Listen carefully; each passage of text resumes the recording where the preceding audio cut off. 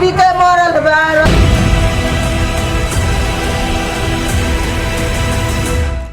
नमस्कार, मैं हूं आपके साथ राहुल ओझा। क्राइम न्यूज में आपका स्वागत। बात करेंगे बिहार की सबसे बड़ी खबर की। बिहार में एक और शराब कांड हुआ। छपरा के मशरक और सिवान में अब तक जहरीली शराब पीने से 26 लोगों की मौत हो गई है। बिहार में शराबबंदी लागू है, लेकिन प्रशासन की सख्ती के बाद भी शराब माफिया बेखौफ दिख रहे हैं। हर बड़े हादसे के बाद प्रशासन का एक्शन शुरू होता है और दोषियों पर कार्रवाई भी होती है, लेकिन बड़ा सवाल है कि शराब माफिया का खात्मा कब होगा।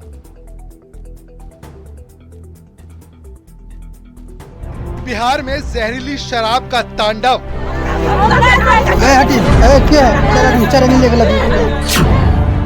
सीवान से लेकर छपरा तक कोहराम। शराब ने किसी की आंखों की रोशनी छीनी।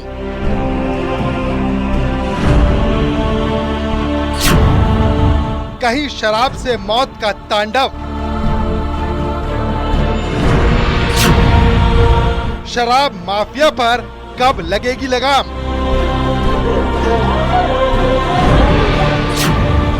कौन है इतनी मौतों का जिम्मेदार? पुलिस बेबस, प्रशासन लापरवाह।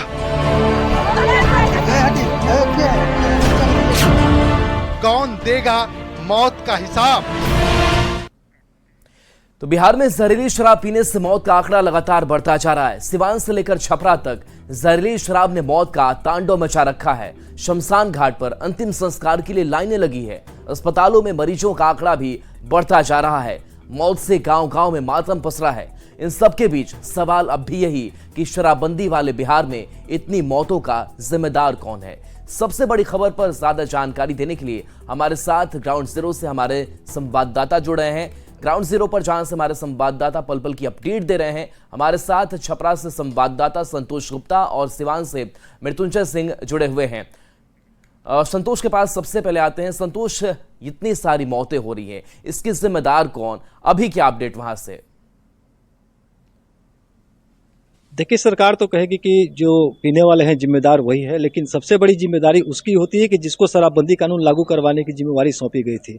मैं बता दूं कि जब शराबबंदी कानून लागू हुई थी, चौकीदार से थानेदार की जिम्मेदारी तय की गई थी और कहा गया था कि जिनके भी इलाके में शराब मिलेगी उनके ऊपर कार्रवाई की जाएगी। एक कार्रवाई क्या होती है वो आपके सामने है। एक थानेदार को, चौकीदार को सस्पेंड कर दिया गया है। बस प्रशासन ने अपने कर्तव्य की तीसरी कर ली।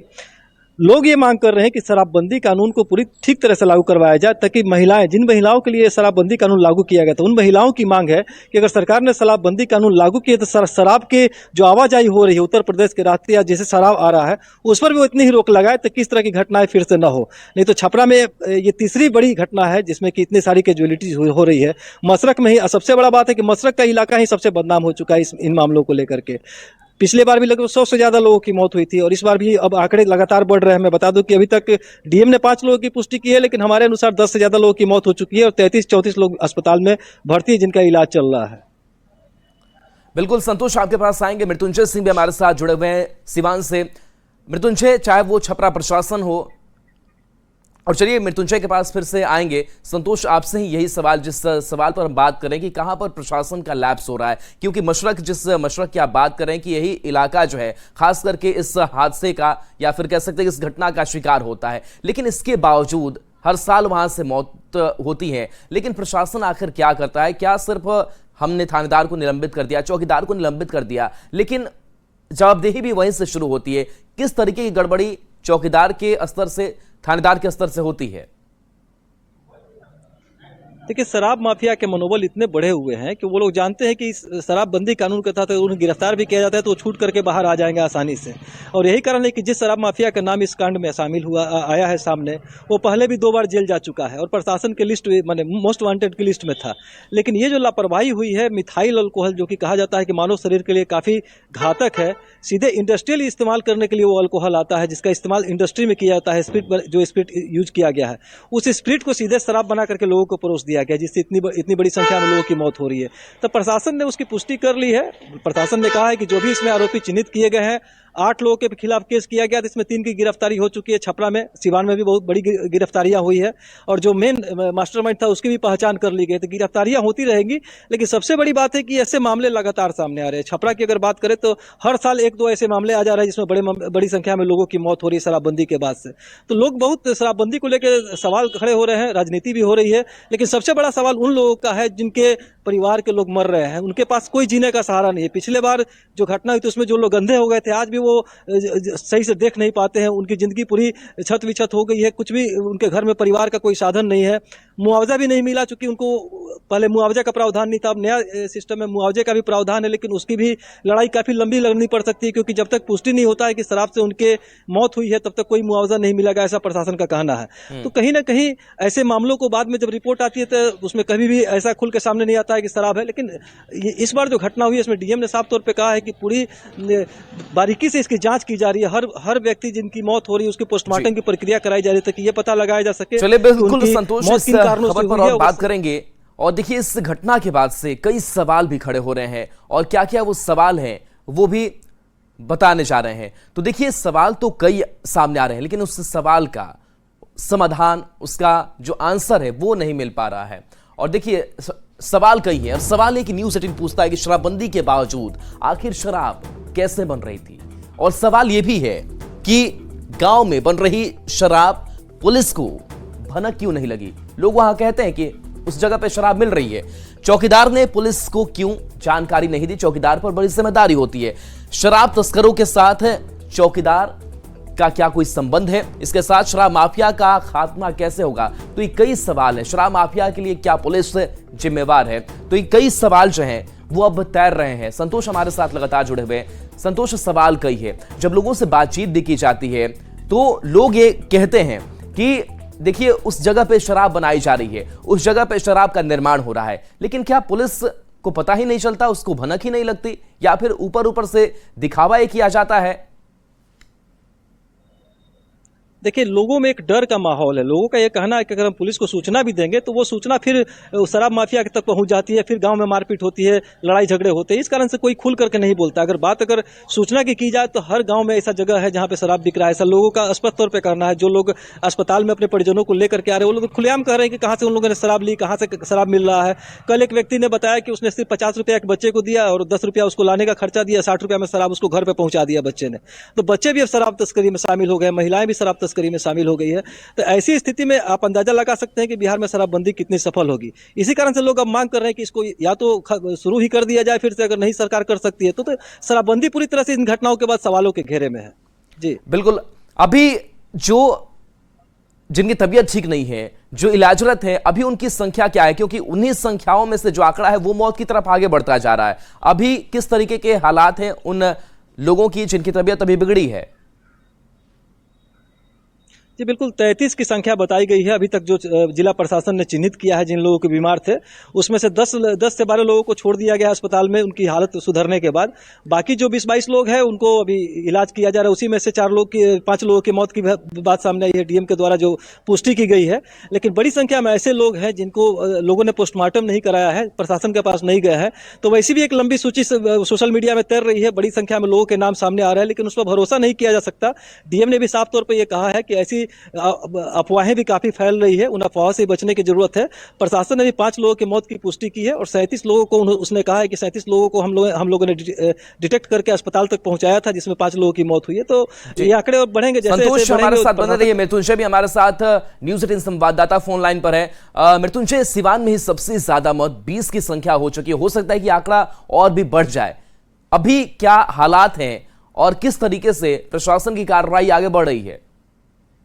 जी देखिए, अभी सिवान जिला के पूरे मामले में 20 लोग की मौत हुई है और वहीं कई लोग अभी गंभीर रूप से घायल है। अभी शाम में मेडिकल बुलेटिन जारी होगा, जिला प्रशासन द्वारा में बताया जाएगा प्रेस रिलीज करके कितने की मौत और कितना संख्या बढ़ा। लेकिन पूरे मामले को लेकर हमने उस गांव में गया था। कई गांवों के लोग पूरी तरह से मातमी सन्नाटा पसरा हुआ है। लोग काफी मर्माहत है, चूंकि आप समझ सकते हैं, चूंकि भगवानपुर थाना क्षेत्र है और इर्द गिर्द ये 10 किलोमीटर के रेंज में सारी गाँव आ रहा है। इस गाँव में 20 की मौत है, कई चिताएं जल रहे थे, कई ऐसे डेड बॉडी घर के सामने रखा हुआ है। डीएम एसपी लगातार उस गांव में जाकर कैंप किए हुए हैं। मेडिकल टीम वहाँ पे मौजूद है, लगातार मॉनिटरिंग किया जा रहा है। लेकिन जिस तरह से घटना हुई है, कहीं न कहीं प्रशासन में बड़ा सवाल खड़ा हो रहा है। जो स्थानीय लोग हैं वो जहरीली शराब की मौत की बात कर रहे हैं, तो वहीं जो जिला प्रशासन है वो मेडिकल रिपोर्ट, पोस्टमार्टम रिपोर्ट का इंतजार कर रहा है। जी चलिए, बिल्कुल, तो पोस्टमार्टम रिपोर्ट का इंतजार किया जा रहा है, लेकिन सवाल बार बार वही खड़ा हो रहा है कि प्रशासन की आखिर अनदेखी कहां हो रही है, कहां लैप्स हो रहा है, और इस तरह की घटनाओं को बार बार दोहराया जा रहा है, लगातार लोगों की मौत हो रही है। जी, इस मामले में अगर देखा जाए तो वहाँ पे जिला प्रशासन द्वारा कार्रवाई की गई है। थाना अध्यक्ष और 2 चौकीदार को निलंबित किया गया है और कई लोगों की गिरफ्तारी की गई है। और लगातार जो अगल बगल के गांव है, बॉर्डरिंग इलाका है, सीवान जिले में चारों तरफ छापेमारी चल रही है। इनपुट लेने के प्रयास किया जा रहा है जिला प्रशासन के द्वारा कि आखिर ये मौत का वजह है वो किस वजह। जी चलिए, बिल्कुल मृत्युंजय आपके पास आएंगे। संतोष के पास एक बार रुक कर लेते हैं। संतोष, उस गांव की अगर बात करें जहां पर ये घटना हुई है और वहां से ज्यादा संख्या में लोगों की जान गई है, तबीयत उनकी खराब है, उस गांव में अभी क्या हालात है, लोग क्या कह रहे हैं, उनके मन में क्या चल रहा है? देखिए, उस गांव के लोग अभी सदमे में हैं। लगातार एक ही गांव से अगर कई अर्थियां उठेंगी तो निश्चित तौर पे उस गांव के माहौल को तो अच्छा नहीं कहा जा सकता। लोगों का ये साफ तौर पे कहना है कि उनके इलाके में शराब नहीं बिक रही थी, शराब बिक रही थी सीवान से सटे हुए भगवानपुर के इलाके में। ये तमाम लोग जो थे वहां जाते हैं मजदूरी करने के लिए, चूंकि नजदीकी बाजार है, वहां जाने में उसी क्रम में उन लोगों ने उस शराब को खरीदा और ला करके यहाँ पे सेवन किया है, जिससे उनकी मौत हो रही है। तो उन लोगों का भी ये मांग है कि कहीं से इस तरह की घटना, चूंकि पिछली बार बगल के ही इलाके में जो मसरक का ही इलाका था, वहां पे बड़ी संख्या में लोगों की मौत हुई थी। मसरक, किसुआपुर, कई प्रखंडों को चपेट में ले लिया था उस शराब ने, क्योंकि शराब बाहर से आया था, वो धीरे धीरे फैलते गया। इस बार भी वही तस्वीर आ रही है सामने। ये जो शराब है वो धीरे धीरे अलग अलग इलाकों में देखी जा रही है। पानापुर से भी 2 मौत रिपोर्ट हुई है, तो कहीं ना कहीं मढ़ौरा से भी 1 मौत रिपोर्ट हुई है। तो धीरे धीरे ये मामले जो है अलग अलग जगहों से सामने आ रहे हैं। तो प्रशासन को आशंका है कि केसेज और बढ़ सकते हैं। इसी के कारण पूरे जिले को अलर्ट कर दिया गया है और जहां से भी ऐसे डाउटफुल केस हो रहे हैं तो तुरंत ही एम्बुलेंस के जरिए अस्पताल पहुंचाया जा रहा है। संतोष, आप बता रहे हैं कि जो मजदूरी करते हैं वहां दुकान पर जाते हैं, वो शराब पी करके इस हादसे का शिकार हो जाते हैं, लेकिन क्या इससे इनकार बिल्कुल किया जा सकता है कि उन शराब की जो डिलीवरी है वो घरों तक नहीं हो पा रही है, या फिर कोई और बाकी जो नेक्सस है वो इसमें नहीं जुड़ा हुआ है जो लोगों तक शराब पहुंचा रहा हो? बिल्कुल, ये जो शराब का मामला है वो ऐसा नहीं कहा जा सकता कि डिलीवरी नहीं हो रही है, लोग के घरों तक पहुंच रहा है शराब। हम बता दें कि कल भी जब हमने ये बात की थी एक पेशेंट से जो कि आया था अस्पताल में, तो उसने साफ तौर पे कहा कि एक बच्चे को 10 रुपया दिए, वो सारी के घर तक पहुंचा गया। तो आप अंदाजा लगा सकते हैं कि एक बच्चे को भी मालूम है कि शराब कहाँ मिल रही है और कहाँ से कैसे लेके आना है। मैं बता दूं कि शराबबंदी कानून लागू होने के बाद बच्चों को, महिलाओं को इसमें विशेष तौर पे कैरियर के रूप में इस्तेमाल किया जा रहा है। ये लोग कैरियर का काम करते हैं। शराब की बोतलें जब पहुंचाई जाती है तो उसमें मोटी कमाई हो जाती है उनको। अगर 5 बोतल दिन भर में डिलीवरी कर दिए तो उनको 1000 रुपये की कमाई हो जाती है। तो इस कारण से लोग लालच में इस धंधे में जुड़ते जा रहे हैं धीरे धीरे कहीं ना कहीं, और यही कारण है। छोटे बच्चे को पता है कि शराब कहाँ मिल रही है, लेकिन पुलिस वहां तक नहीं पहुंच पाती है। बहुत बहुत शुक्रिया मृत्युंजय, आपका भी। संतोष, आपका भी शुक्रिया। और देखिए, बिहार में जहरीली शराब पीने से मौत का आंकड़ा लगातार बढ़ता जा रहा है। सिवान से लेकर छपरा तक जहरीली शराब ने मौत का तांडव मचा रखा है। शमशान घाट पर अंतिम संस्कार के लिए लाइन लगी हुई है। अस्पतालों में मरीजों का आंकड़ा भी बढ़ता जा रहा है। मौत से गांव गांव में मातम फंस रहा है। इन सबके बीच सवाल अब भी यही कि शराबबंदी वाले बिहार में इतनी मौतों का जिम्मेदार कौन है? देखिए मौत के पीछे की पूरी कहानी।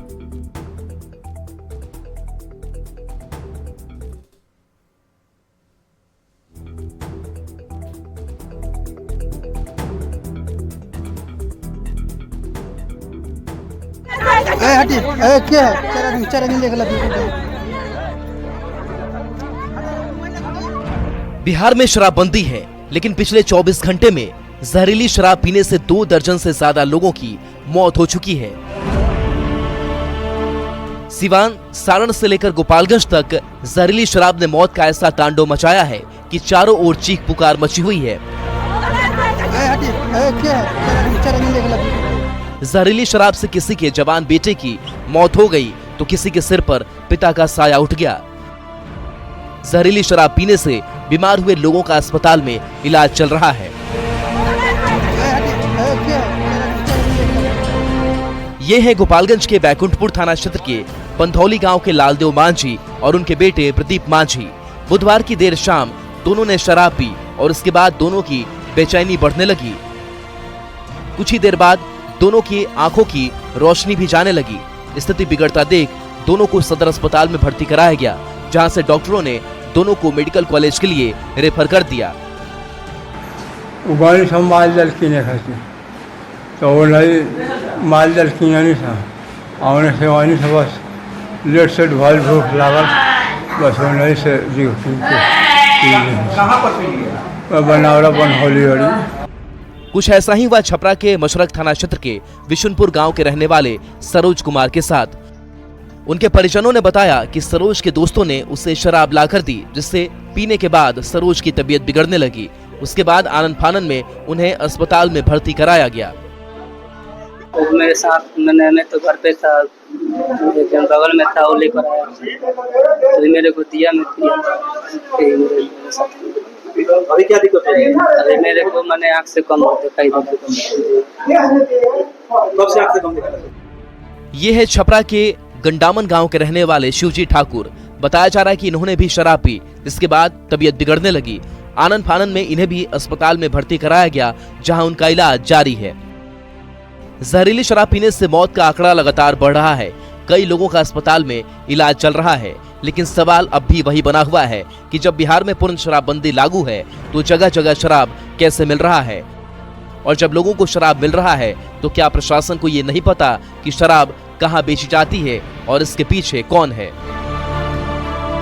न्यूज़ 18 बिहार झारखंड के लिए गोपालगंज से गोविंद कुमार और छपरा